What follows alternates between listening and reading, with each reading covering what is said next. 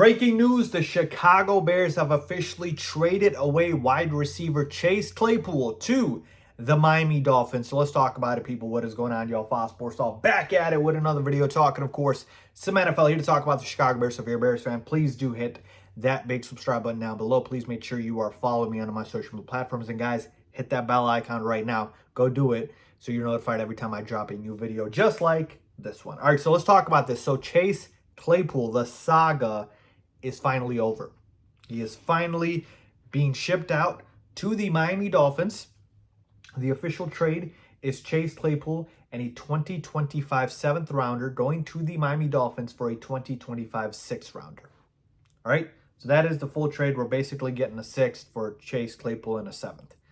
All right, so here's the thing. Let's just start with the obvious. This needed to get done.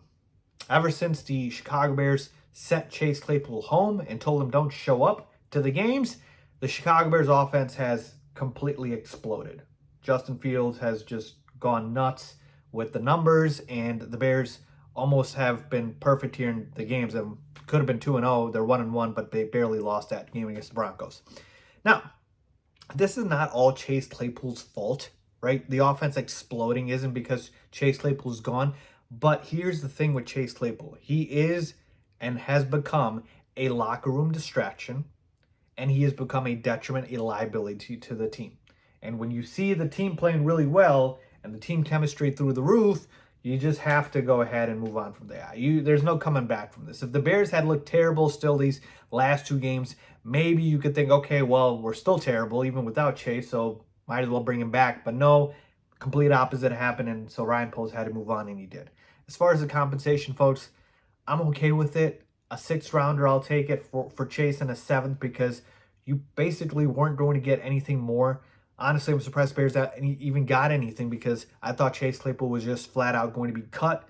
So I'll take the 6th rounder. And let me just start by saying this. I will eat crow for the Chase Claypool take that I had. I had him as my breakout player for the Chicago Bears. I was completely wrong about it, not hiding from the fact. And I'll tell you this much. Chase Claypool is a talented kid, man. He is super duper talented, but he just does not have the mental fortitude and the ability to hone in on those talents and utilize it the right way.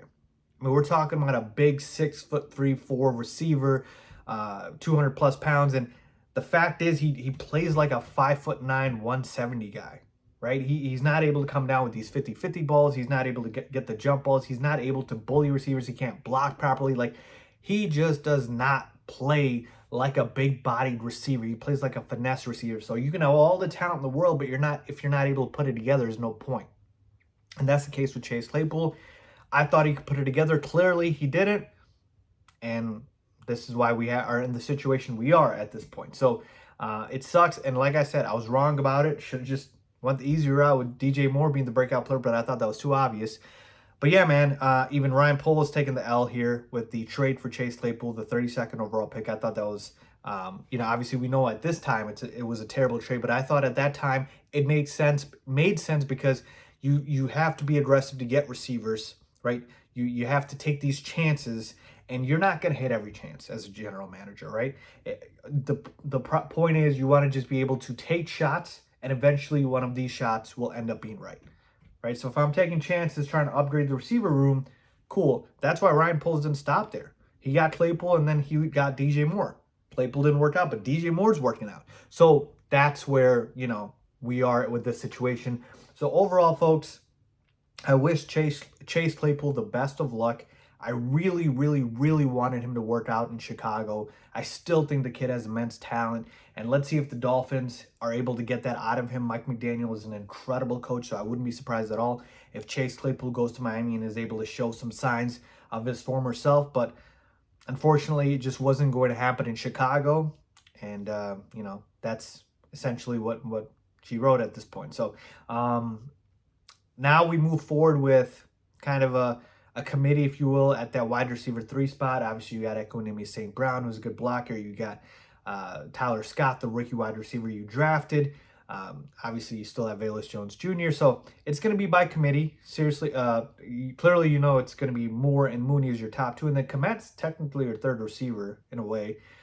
So that's really what's going to happen here. But I still think in the future we probably do need a legitimate wide receiver 3 unless Tyler Scott develops into that for us. So we'll see what happens here, people. But yeah, Chase Claypool officially a Miami Dolphin, no longer a Chicago Bear. And I think this was the right move for the Bears. Let me know what you guys think. Leave a comment down below with your thoughts as always. Thanks for watching.